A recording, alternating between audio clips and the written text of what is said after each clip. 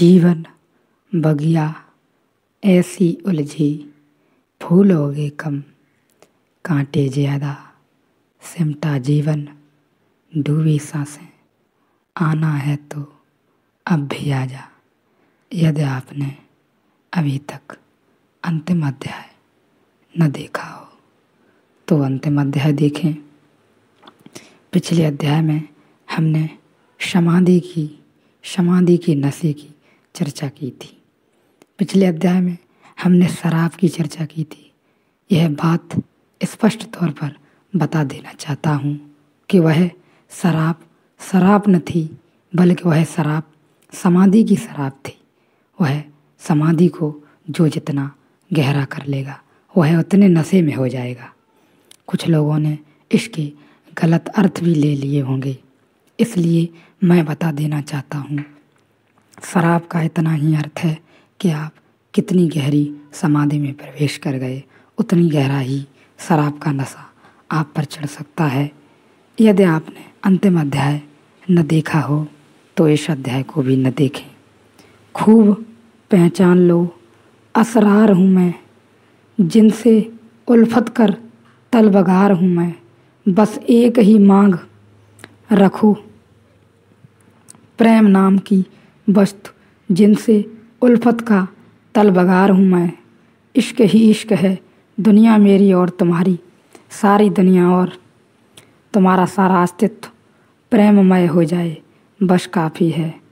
फितना ए अक्ल से बेजार हूँ मैं, और बुद्धि के उपद्रव को छोड़ो, उतरो प्रेम की छाया में। इश्क ही इश्क है दुनिया मेरी, फितना ए अक्ल से बेजार हूँ मैं। ऐब जो हाफिज ओ ख़यास में था, हाँ कुछ उसका भी गुनहगार हूँ मैं। ऐब जो बुराई हाफिज और ख़यास में थी, उमर ख़यास को समझा नहीं गया। उमर ख़यास के साथ बड़ी ज़्यादती हुई है। फिट्ज़जेराल्ड ने जब उमर ख़यास का अंग्रेजी में अनुवाद किया तो बड़ी भूल चूक हो गई। फिट्ज़जेराल्ड समझ नहीं सका, उमर ख़यास को समझ भी नहीं सकता था, क्योंकि उमर ख़यास की समझने के लिए सूफियों की मस्ती चाहिए, सूफियों की समाधि चाहिए। उमर ख़यास एक सूफी संत है, थोड़े से पहुँचे हुए महापुरुषों में एक, बुद्ध और अष्टावक्र और कृष्ण और जरथुस्त्र की कोटि का आदमी। उसने जिस शराब की बात की है वह परमात्मा की शराब है। उसने जिस हुस्न की चर्चा की है वह हुस्न परमात्मा का हुस्न है। लेकिन फिट्ज़जेराल्ड की चर्चा वह न समझा।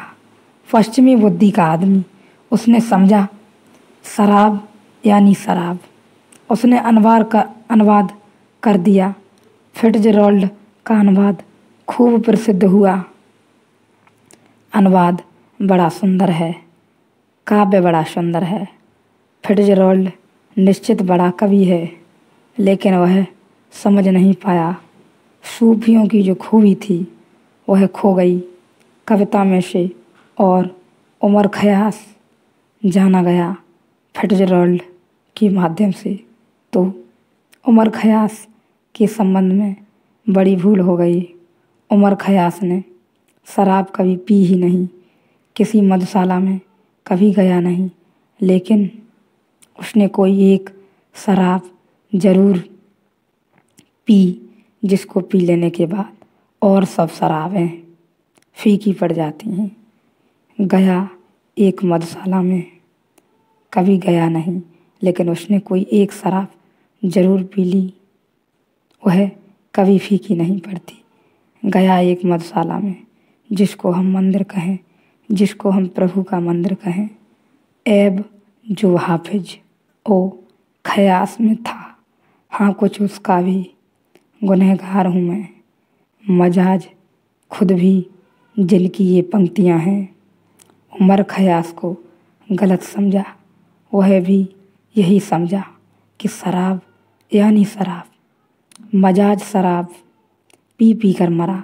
जिस शराब की तुम बात कर रहे हो कि हृदय को जलाती और कड़वी होती है, मजाज उसी को पी पी कर जवानी में मरा। बड़ी बुरी मौत हुई मैं जिस शराब की बात कर रहा हूँ। कहीं गलती से तुम कुछ और मत समझ लेना। जो भूल उमर खयास के साथ हुई वह मेरे साथ मत कर लेना, उसकी संभावना है। मैं तुमसे कहता हूँ, भोगो जीवन को साक्षी भाव से। साक्षी भाव को छोड़ देने का मन होता है। भोगने की बात पकड़ में आ जाती है। भोगो जीवन को, लेकिन अगर बिना साक्षी भाव के भोगा तो भोगा ही नहीं। साक्षी भाव से भोगा तो ही भोगा। पियो शराब, लेकिन अगर होश खो जाए तो पी ही नहीं शराब। अगर पी पी पी कर होश बढ़ा तो ही पी। तो समाधि के अतिरिक्त कोई शराब नहीं है। समाधि में यदि आप गए और धीरे धीरे गहनतम समाधि हुई तो वही आपका गहरी शराब बन सकती है, वही आपकी शराब बन सकती है। और यहाँ किसी शराब के बारे में चर्चा नहीं है, सिवाय वही है कि आपने जितनी गहरी समाधि में, जितनी गहरी ध्यान की समाधि अवस्था में आप पहुँचेंगे, उतना ही आप पाएंगे कि आपका जो नशा है भीतर परमात्मा का, वह खूब उभरने लगा है, वह खूब अविभार्व बहने लगा है। भोगो साक्षी भाव में भोगो।